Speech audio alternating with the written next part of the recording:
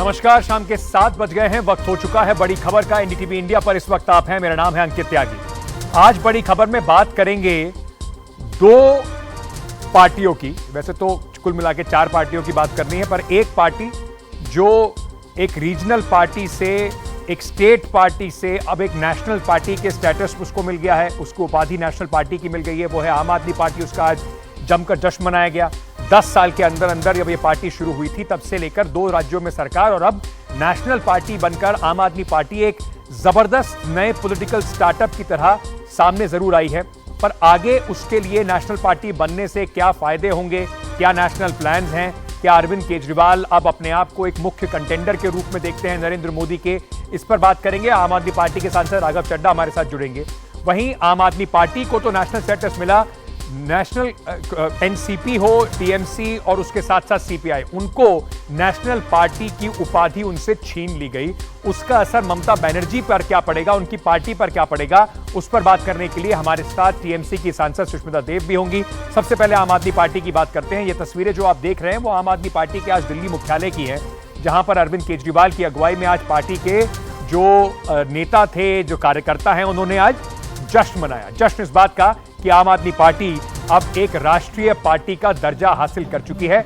आम आदमी पार्टी को 4 राज्यों में, दिल्ली, गोवा, पंजाब और गुजरात में चुनावी प्रदर्शन के आधार पर राष्ट्रीय पार्टी का दर्जा मिला। इस मौके पर पार्टी के मुखिया अरविंद केजरीवाल ने क्या कहा, आपको पहले सुनवाते हैं। इस देश के लिए अगर शहीद हो जाए तो अपने आप को बहुत सौभाग्यशाली समझूंगा।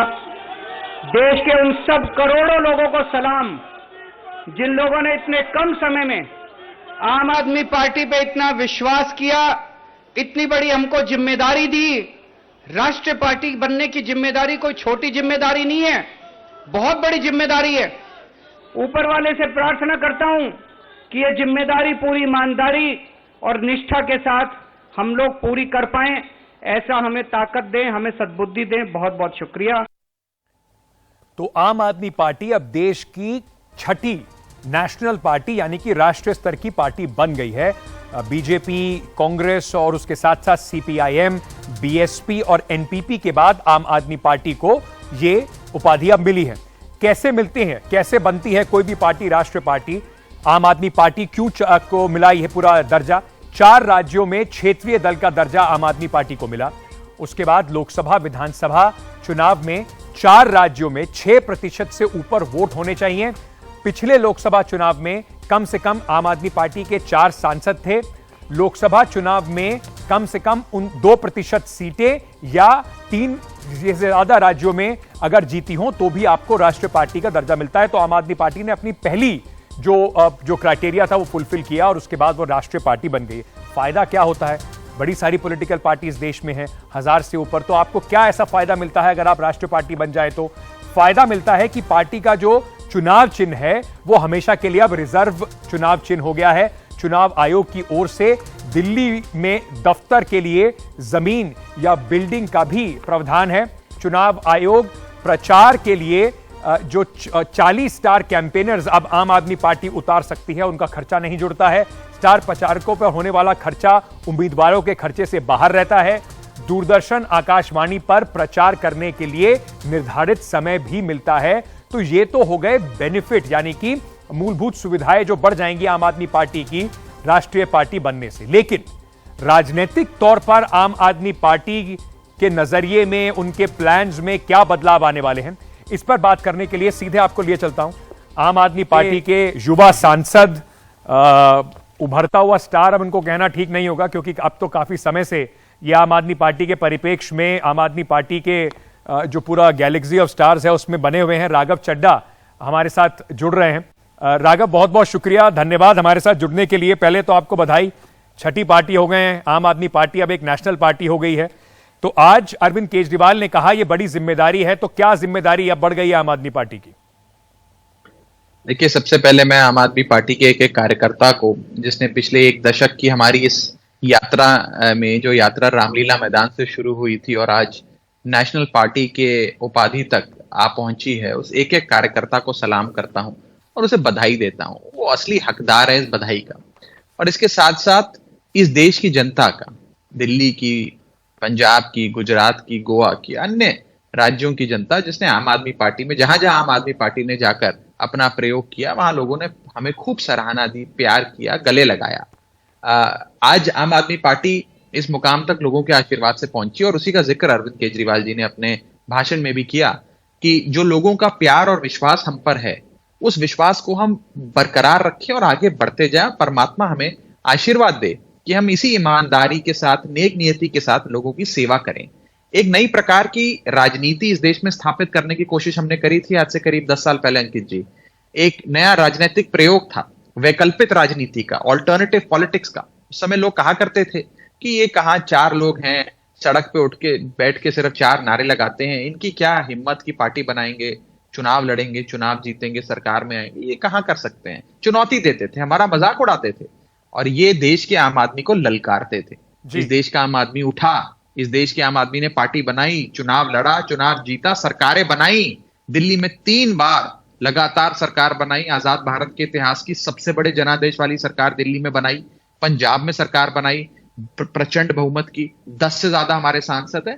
तो ये एक बहुत ही एक चमत्कार से कम नहीं है और भगवान हमारे जरिए हमसे कुछ ऐसे काम कराना चाहता है। भारत देश को दुनिया का नंबर 1 देश बनाना चाहता है। शायद इसी परमात्मा के इसी बड़े प्लान में आम आदमी पार्टी एक अपना जो कह सकते हैं जिम्मेदारी है वो निभा रही है। राघव, 10 साल का आपने समय बताया। मुझे याद है अन्ना मूवमेंट के बाद जब पार्टी बनी थी, मैं भी था वहां पर जब ये पार्टी का अनाउंसमेंट किया गया। पूरी जर्नी जो रही है आम आदमी पार्टी की, उतार चढ़ाव भी काफी रहे हैं। चाहे वो 2014 के बाद अरविंद केजरीवाल की हार हो, उसके बाद हमने देखा कि कई राज्यों में आपने, जैसे उत्तराखंड हो गया, राज्यों में कोशिश की, वहां पर उस तरीके से हिमाचल प्रदेश में हाल ही में पैर आम आदमी पार्टी फैला नहीं पाई जैसा आप लोग चाहते थे।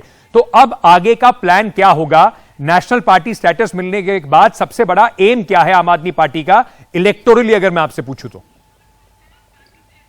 देखिए, पहली चीज तो यह है कि बहुत राज्यों में प्यार आशीर्वाद मिला, जन समर्थन मिला, हमने सरकारें बनाई, विधायक बने, वोट शेयर पाया। और कुछ राज्यों में भी और मेहनत की आवश्यकता है, इससे कोई मुंह नहीं फेरा जा सकता। लेकिन मैं आपको बता दूं, आज भी जो पार्टी अपने आप को दुनिया की सबसे बड़ी पार्टी कहती है, जिसकी सरकार हमारे भारत देश में है, बीजेपी, ये बीजेपी दशकों के जनसंघ के संघर्ष के बाद जनसंघ से पैदा हुई थी। और उस बीजेपी को, जिसको जनसंघ के सारी सुविधाएं और सारा पैराफिनिलिया और सारे संसाधन मिले थे, उसके बाद भी इस भारतीय जनता पार्टी को 10 साल लग गए थे अपना पहला राज्य जीतने में। आम आदमी पार्टी उस बीजेपी के मुकाबले 10 साल के भीतर 2 राज्यों में सरकार चला रही है, 10 से ज्यादा विधायक है और पूरे देश में फैल चुकी है। तो हमारी रफ्तार बहुत तेज है। ये रफ्तार देश की जनता की बदौलत है। और मैं अक्सर कहता हूं कि आम आदमी पार्टी हिंदुस्तान की राजनीति का फास्टेस्ट ग्रोइंग पॉलिटिकल स्टार्टअप है जी। जहां तक आगे की यात्रा की बात है अंकित जी, मेरा एक पार्टी का साधारण कार्यकर्ता होने के नाते भी, अरविंद केजरीवाल जी का फैन होने के नाते भी, ये मेरा विश्वास है कि केजरीवाल मॉडल ऑफ गवर्नेंस, जो हमारी इस पूरी यात्रा का एक स्तंभ है, जिसमें एक गरीब आदमी को सारी सुविधाएं दी जाती हैं, एक ईमानदार व्यवस्था पैदा की जाती है, एक वैकल्पिक राजनीति दी जाती है, बिजली, पानी, शिक्षा, स्वास्थ्य दिया जाता है। ये केजरीवाल मॉडल ऑफ गवर्नेंस की आज मांग और चाहत कश्मीर से लेकर कन्याकुमारी तक, गुजरात से लेकर गुवाहाटी तक है। और वो दिन दूर नहीं जब हम सबके नेता अरविंद केजरीवाल जी को बड़ी जिम्मेदारी देशवासी देंगे। और ये मेरा सपना है कि मैं अरविंद केजरीवाल जी को देश की कमान संभालता हुआ देखूं। आप बार बार ये कहें आपने, क्योंकि खुद भी बयान ये दिया कि अब जो लड़ाई है वो अरविंद केजरीवाल वर्सेस नरेंद्र मोदी की लड़ाई है, ऐसा आपने भी कहा था जब दिल्ली के अंदर भी काफी सारी चीजें हो रही थी, आपने बयान भी दिया था। जब आम आदमी पार्टी को ये नेशनल पार्टी का स्टेटस मिला है, उस समय टीएमसी, एनसीपी और सीपीआई का नेशनल पार्टी का जो स्टेटस है वो छीन भी लिया गया है।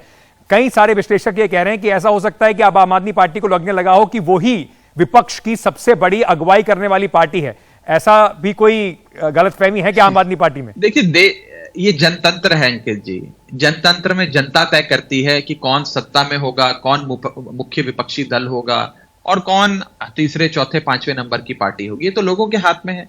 हम तो लोगों के बीच जा सकते हैं और हम सबकी आपस में जो ये कंपटीशन है, प्रतिस्पर्धा है, ये प्रतिस्पर्धा एक बेहतरीन ब्लूप्रिंट भारत देश के लिए प्रेजेंट करने के लिए होनी चाहिए। आज देखिए देश कहां है।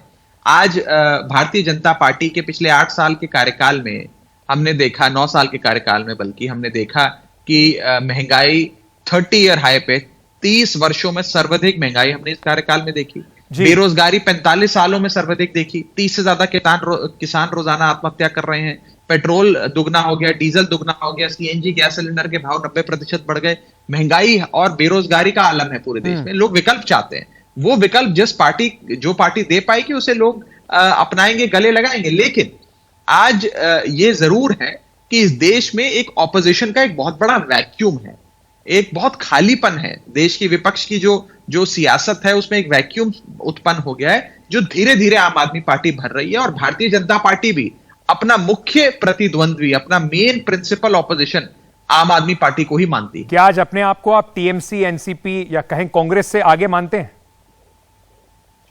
देखिए, मैं किसी एक पार्टी पे टिप्पणी ना करते हुए अपनी पार्टी के 2-3 आपको ऐसी कैरेक्टरिस्टिक्स बताना चाहूंगा जो हम में है, जो शायद और रीजनल पार्टीज में नहीं है। पहली चीज यह है कि हमारा जो चुनाव चिन्ह है और नेता का चेहरा है, नेता का नाम है अरविंद केजरीवाल और झाड़ू, इसकी एक पैन इंडिया प्रेजेंस है। ये पूरे भारत में जग जाहिर है, किसी एक सूबे तक सीमित नहीं है। दूसरा, हमारा जो आंदोलन था जिससे आम आदमी पार्टी का जन्म हुआ, वो भी एक पैन इंडिया आंदोलन था। पूरे देश में उस आंदोलन की जय जयकार थी। तो एक पैन इंडिया प्रेजेंस आम आदमी पार्टी के पास है। तीसरी सबसे बड़ी बात, हमारे पास कोई बैगेज नहीं है। अन्य राजनीतिक दल आप देखते हैं एक पास्ट का बैगेज है, कि इतिहास का बहुत भारी भरकम बैगेज लेकर चलते हैं, जो आम आदमी पार्टी के पास नहीं है। तीसरी सबसे बड़ी बात अंकित जी, और आप जानते हैं इस बात को क्योंकि आम आदमी पार्टी को बहुत लंबे अरसे से आप कवर कर रहे हैं, आम आदमी पार्टी को मॉडर्न डे इलेक्शनियरिंग आती है। आज के युग में चुनाव कैसे लड़े जाते हैं, सोशल मीडिया से लेकर गली मोहल्लों तक, गांव तक, वो आम आदमी पार्टी को आता है, जो बीजेपी के अलावा और किसी पार्टी को नहीं आता। और आखिरी चीज जो आम आदमी पार्टी के पास है, जो और पार्टियों के पास नहीं है, वो है एक model of governance, economic upliftment का, आर्थिक उन्नति देश के लोगों को देने का मॉडल, जिसमें बिजली, शिक्षा, स्वास्थ्य आपको दिया जाता है। और देश के आम आदमी की जेब में कुछ ज्यादा परचेजिंग पावर देने के लिए उसकी जेब में पैसा डाला जाता है। ये 4-5 चीजें जो आम आदमी पार्टी के पास हैं, और इसीलिए मैं कहता हूं इन 4-5 चीजों के चलते आम आदमी पार्टी बीजेपी को मुकाबला दे सकती है। राघव, आप क्योंकि आप पार्टी के बड़े प्रसिद्ध चेहरे हैं, आपको नहीं लगता जो एंटी करप्शन का आपका प्लान था, सत्येंद्र जैन और मनीष सिसोदिया के जेल में होने से उस पर थोड़ी बट्टा लगा है, उस पर आपके लिए थोड़ी मुश्किलें होंगी ये कहने में कि हम सबसे कट्टर ईमानदार पार्टी हैं? आप ये सवाल इस देश के आम आदमी से पूछिए। आज ये शो खत्म करने के बाद जब आप अपने स्टूडियो से निकलेंगे, जो 10 लोग आपको सड़क पे चलता मिले, उनसे पूछिएगा, वो आपको बताएंगे कि सत्येंद्र जैन और मनीष सिसोदिया को जिन झूठे केसों में, जिन बेबुनियाद आरोपों के चलते जेल में डाला गया है बीजेपी द्वारा, वो सत्येंद्र जैन और मनीष सिसोदिया आज अपने आप में एक संस्था, एक इंस्टीट्यूशन है, उन्हें भारत रत्न से सम्मानित करना चाहिए। आज भारतीय जनता पार्टी की कथाकथित, पार्टी विद द डिफरेंस की कथाकथित लड़ाई जो भ्रष्टाचार के खिलाफ थी, उसका पर्दाफाश हो गया और लोग समझ गए हैं कि ये एजेंसियों का इस्तेमाल सिर्फ विपक्ष के नेताओं को पकड़ के जेल में डालने के लिए किया जा रहा है, और एक ही लक्ष्य है कि आम आदमी पार्टी को खत्म करो। तो देश का बच्चा बच्चा जानता है, ये भारतीय जनता पार्टी को सोचना चाहिए कि इस देश के लोगों को एक समय एजेंसियों में विश्वास था। लोग कहते थे निष्पक्ष जांच होगी, आज ये पिंजरे में बंद तोता बन गया है, और इस तोते का, इन सीबीआई, ईडी, इनकम टैक्स का इस्तेमाल भारतीय जनता पार्टी सिर्फ विपक्ष के नेताओं के खिलाफ कर रही है। मैं उस दिन बता रहा था आपको कि सीबीआई के आंकड़े, जितने केसेस आज तक सीबीआई ने इस भारतीय जनता पार्टी के कार्यकाल में रजिस्टर किए हैं, उसमें से 95% केसेस विपक्ष के नेताओं के खिलाफ है जी। तो ये भ्रष्टाचार इनका मुद्दा नहीं है। केजरीवाल को खत्म करना है, भारत को विपक्ष ये दलील लेकर कुछ विपक्षी दल सुप्रीम कोर्ट भी गए थे, जो सुप्रीम कोर्ट ने शायद वहां पर तो कुछ टिप्पणी करने से मना करा, बाकी कोर्ट तय करेगा कि कौन दूध से धुला है, कौन पाक साफ है। लेकिन देखिए, कोर्ट का भी आपको कोर्ट का समझना पड़ेगा। मुझे आधा मिनट दें, मैं थोड़ा सा कानून समझता हूं, मैं इसलिए बताना चाहूंगा। इस देश के अंदर एक नया चलन शुरू हुआ है, वो है प्री ट्रायल अरेस्ट। दुनिया में सारे देशों में अगर कोई कथाकथित अपराध होता है, उस अपराध के बाद एफआईआर रजिस्टर होती है, जांच होती है, मुकदमा चलता है, ट्रायल पूरा होता है, और फिर कोर्ट सजा सुनाता है, इंसान जेल में जाता है। ठीक है। भारतीय जनता पार्टी ने इस पूरे सिस्टम को बदल दिया है। वो कहते हैं मुकदमा दर्ज करेंगे और मुकदमा शुरू होने से पहले आपको पकड़ के जेल में डाल देंगे कि हमने जांच करनी है, आपसे जांच करने के लिए आपको जेल में डाल दिया जाएगा। जांच की आड़ में लोगों को जेल में डालने का जो नया चलन शुरू हुआ है, ये इस देश की बुनियादी संवैधानिक व्यवस्था को खतरा पहुंचा रहा है। किसी भी देश के अंदर प्री ट्रायल अरेस्ट का कॉन्सेप्ट नहीं है, हमारे देश में है, और उसका दुरुपयोग भारतीय जनता पार्टी कर रही है। आप पंजाब से सांसद हैं, पंजाब से जुड़ी एक सवाल तो लाजमी है, आपसे पूछा ही जाएगा सर। अमृतपाल सिंह को लेकर काफी दिनों से पंजाब पुलिस के हाथ नाकामी लगी है। पंजाब पुलिस की कैपेबिलिटीज पर सवाल उठ रहे हैं, अभी भी वो बाहर है। उस पर आप क्या कहना चाहेंगे? कब तक अमृतपाल सिंह को गिरफ्तार कर पाएंगे? क्योंकि उसको एक एंटी नेशनल, एक सेपरेटिस्ट के तौर पर देखा जा रहा है। इतने स्ट्रिंजेंट उसके ऊपर आरोप लगे हुए हैं। पंजाब पुलिस के हाथ अब तक नाकामी क्यों लग रही है? पंजाब के मुख्यमंत्री और मेरे बड़े भाई भगवंत मान साहब के आदेश अनुसार पंजाब पुलिस ने जो कड़ी कार्रवाई करते हुए उन सारे लोगों पर जो एंटी सोशल या एंटी नेशनल है उनके खिलाफ सख्त कार्रवाई करते हुए जो क्रैकडाउन ऑपरेशन किया है वो सराहनीय है।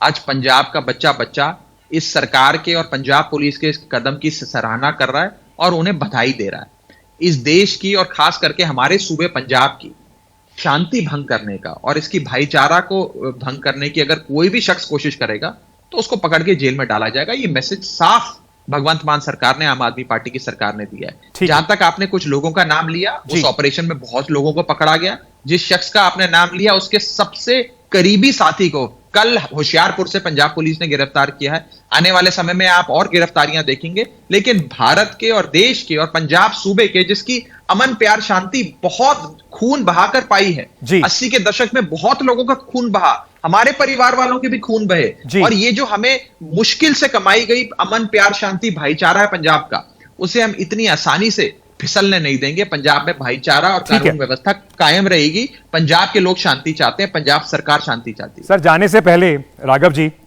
पार्टी के फ्यूचर प्लान्स को आपने बड़े अच्छे से बताया कि कैसे आम आदमी पार्टी आगे बढ़ रही है। राघव चड्ढा के फ्यूचर प्लान्स को लेकर भी आजकल बड़ी बात होती है। बॉलीवुड में सर कौन कौन से एक्टर आपको पसंद है? मेरी एक बड़ी खासा पसंदीदा अदाकारा है परिणीति चोपड़ा, वो आप को पसंद है? कैसे लगती हैं आपको एज एन एक्टर? आज आप अंकित जी मेरी पार्टी के नेशनल पार्टी बनने के स्टेटस को उस पर बात करें, उस पर चर्चा करते हैं। मेरे निजी रिलेशनशिप स्टेटस पे किसी और दिन चर्चा करेंगे। वो मौका आप देते नहीं है, तो इसलिए बस पूछ रहा हूं कि क्या परिणीति जी के बारे में आप कुछ कहना चाहेंगे? पसंद है आपको वो एक्टर? बड़ा सुनने में आ रहा है कि राघव चड्ढा और परिणीति चोपड़ा जल्द शादी करने वाले हैं। मैं उनके बारे में जो कहना चाहूंगा मैं उनको फोन करके कह दूंगा। मैं सार्वजनिक तौर पर इस विषय पे कोई चर्चा नहीं करना चाहता। चलिए, बहुत बहुत शुक्रिया, बधाई राघव चड्ढा आपको, आपकी पार्टी को नेशनल पार्टी बनने के लिए, और आपको भी शुभकामनाएं आपके पर्सनल फ्यूचर प्लान्स के लिए। बहुत बहुत शुक्रिया राघव चड्ढा एनडीटीवी से बात करने के लिए।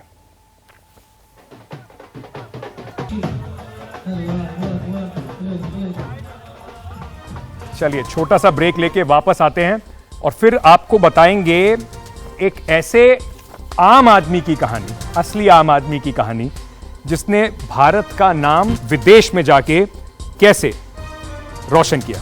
बताते हैं आपको इस खबर के बारे में।